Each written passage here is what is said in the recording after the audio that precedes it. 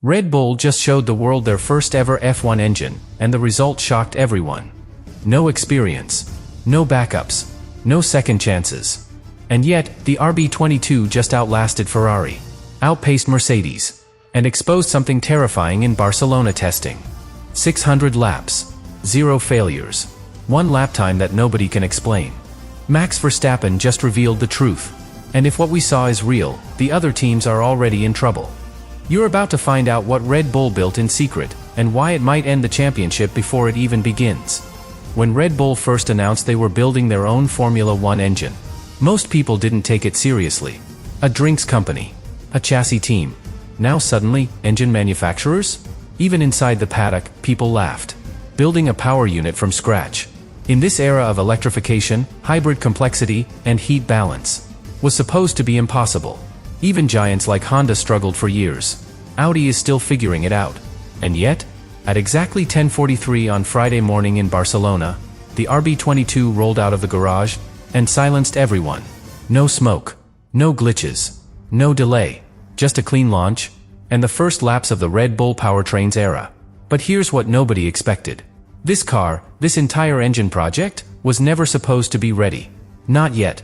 In fact, insiders confirmed the Milton Keynes facility had test dynos running 24 hours a day, for over 6 months straight, simulating failures, running calibration loops, pushing battery cells to thermal collapse. They were racing against time, because if this engine didn't survive Barcelona, the whole season could collapse before it started.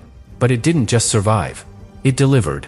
Max Verstappen climbed in and ran 118 laps on day 1.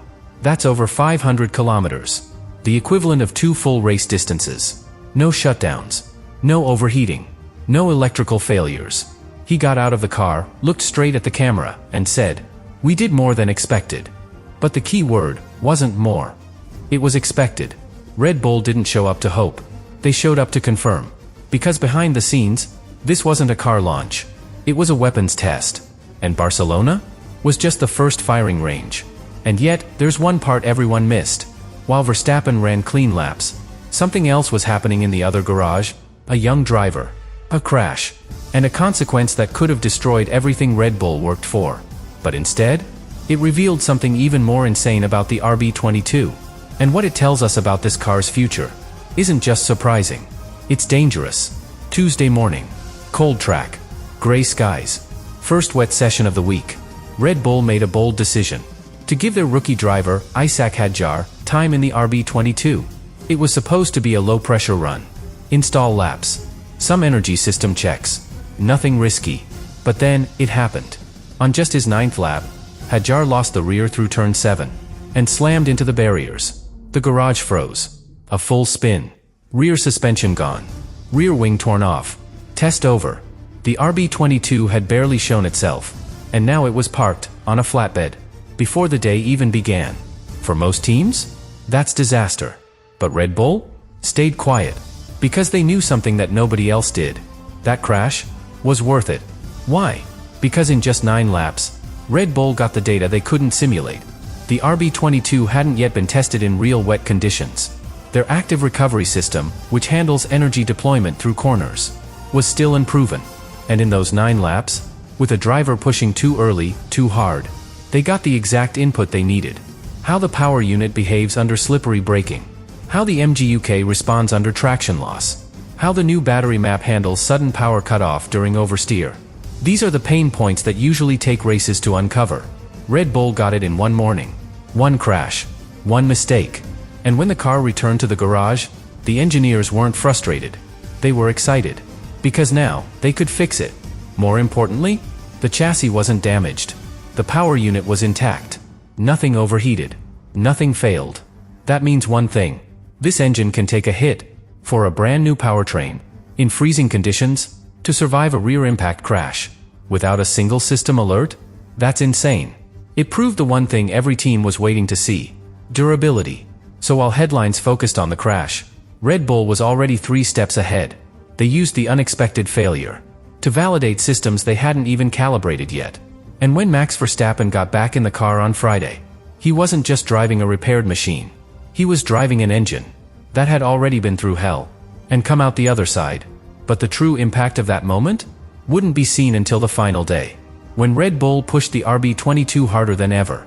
Not just for laps, but for something else, a top speed run that no one expected. And what they found at the end of that straight left engineers from rival teams completely speechless. Final day, last run, low fuel, empty track, no cameras, no press releases, just one man, Max Verstappen, and one mission: push, not for a lap time, not for show, but to unlock something specific, the top speed limit of the RB22. And what happened down that straight at Barcelona should not have been possible. Unofficial GPS trackers, the kind every team uses to monitor rivals, showed a number that made engineers stop mid-conversation. 322 kilometers per hour. Let that sink in. No DRS, no tow, on a medium downforce setup, with the engine in race mode, not qualifying mode. 3, 2, 2. That's faster than anything Ferrari showed. Faster than Mercedes. Faster than Aston Martin by almost 10 kilometers an hour. And it wasn't even the final engine map. Sources inside Red Bull confirmed it wasn't a quali sim. No soft tires. No energy override. They weren't chasing time. They were testing ceiling. And the ceiling is terrifying. Because here's what it really means. That top speed run tells us three things. First, the Red Bull powertrain's engine isn't just reliable. It's efficient.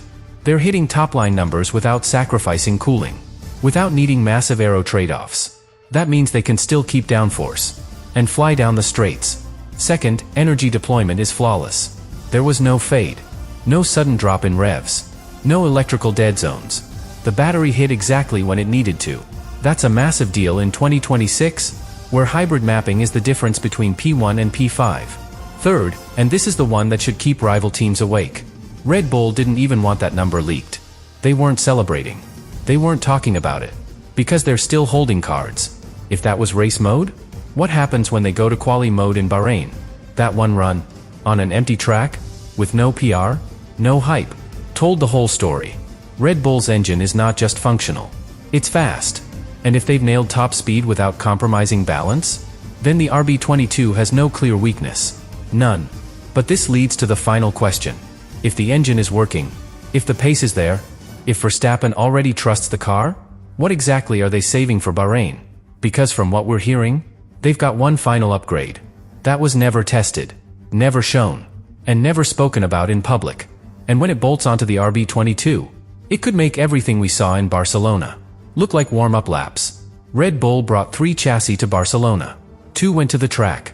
1 stayed behind, locked in a sealed room at the Milton Keynes facility, with a rear wing configuration no one's seen yet. Sources close to the team call it Project Omega. And while that name may sound dramatic, the design itself is pure madness. What makes it so different? Let's break it down. The RB22 that ran in Barcelona used a baseline wing. Conservative, rigid, simple. No flex elements. No interactive flaps. Nothing controversial. Why? Because Red Bull didn't want a protest. They didn't want cameras zooming in. They didn't want rival engineers requesting slow-motion footage. They wanted silence. But what they're planning for Bahrain, that's another story. Project Omega is not about top speed. It's not about adding power. It's about disrupting airflow in a way nobody else has mastered yet. Here's how it works. At high speeds, above 300 kilometers per hour, the lower portion of the wing flexes down by exactly 2.4 degrees. It's undetectable by eye. Undetectable by FIA laser scanners when stationary. But when the car is flying down the straight, it reduces drag just enough to push another 5 to 6 kilometers per hour. Then, under braking, the flex vanishes, the wing resets, and the car regains full downforce for corner entry. It's not a DRS. It's not active aero. It's just clever. Too clever. The trick is in the materials. A new composite, not carbon fiber alone, that Red Bull developed with aerospace engineers. It reacts to heat, to pressure, to micro-friction. And it's legal. Or at least, it hasn't been banned yet. Because it hasn't been seen. And that's the game. Christian Horner has played this card before. In 2021, Red Bull ran a flexi-wing in testing. Mercedes called it illegal. But the FIA only reacted after 3 races. By then, the damage was done. Now, Red Bull is doing it again. But this time, they're waiting.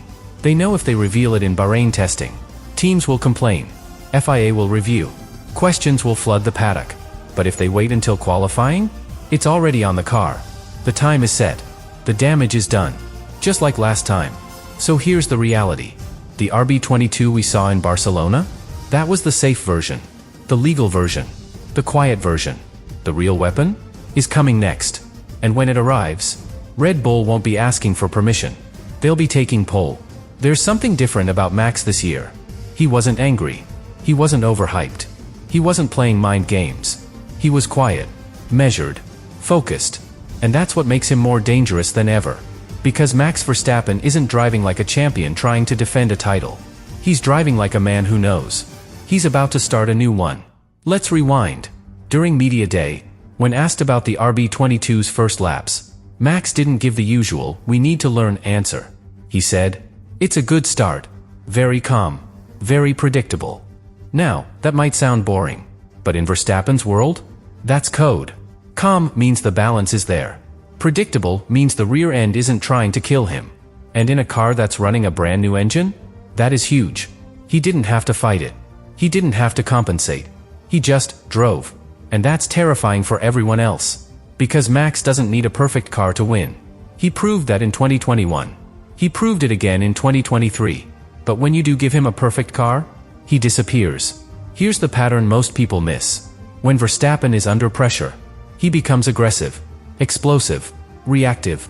But when the car is under him, when it does exactly what he wants, he becomes robotic, unstoppable, unreachable.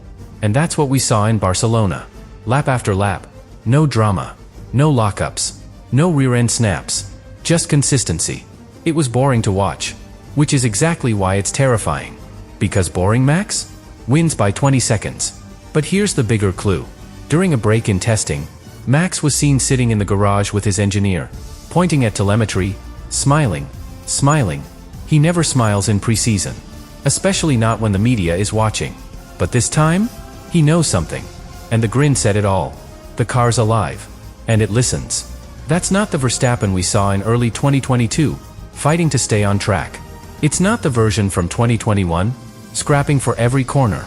This is a calmer, colder, more surgical Max. A Max who's not just faster, but more dangerous. Because now, he doesn't just want to win races. He wants to end seasons. Before they begin. And if the RB22 keeps behaving like this, if that flex wing bolts on in Bahrain, if the reliability holds through race distance, then we're not just looking at a title defense. We're looking at a massacre. But there's one final piece of the puzzle. And it has nothing to do with Verstappen, or Red Bull, or aerodynamics. It's the only thing that can stop this machine from running away with the season. And it's already happening. Behind the scenes.